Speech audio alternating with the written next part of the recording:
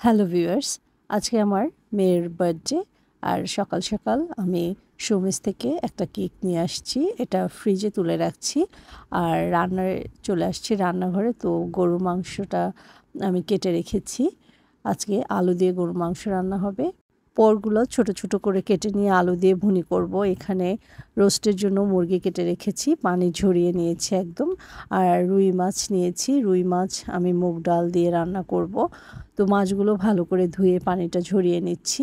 এখানে রয়েছে বুটের ডাল, আগের দিন ভিজিয়ে রেখেছিলাম এবং সিদ্ধ করে নিয়েছি। মুরগির মাংসটা কিমা করে বুটের ডাল দিয়ে আমি কাবাব তৈরি করব। কাবাব মশলাও নিয়ে এসেছি।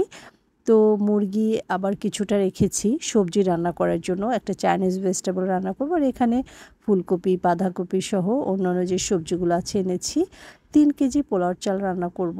আর কাবাব মশলা, রোস্টের মশলাও নিয়ে এসেছি। তো হাতের কাছে সব রেখে দিলাম। আর এখানে মুগ ডালটা ভালো করে ভেজেছি মাছের জন্য। আর এখানে আলু আর পেঁয়াজ ছিলে রেখেছি কুচি কুচি করে, যখন যেটা লাগবে রান্না করব। টক দই আর আদা বাটা, রসুন বাটা তো লাগবেই। মোটামুটি এই কিছু ধনিয়া পাতা রেখেছি, মাছে ভুনা যখন করব ডাল দিয়ে তখন দিব। পুদিনা পাতা কাবাবের মধ্যে দিব। আমার নেক্সট ব্লগেই দেখাবো কী কী রান্না করেছি। আর বিকেলে রান্না শুরু করব 2টার দিকে, কারণ মেহমান আসবে সন্ধ্যার সময়। এই তো, সবাই ভালো থাকবেন, বিদায় নিচ্ছি, টাটা।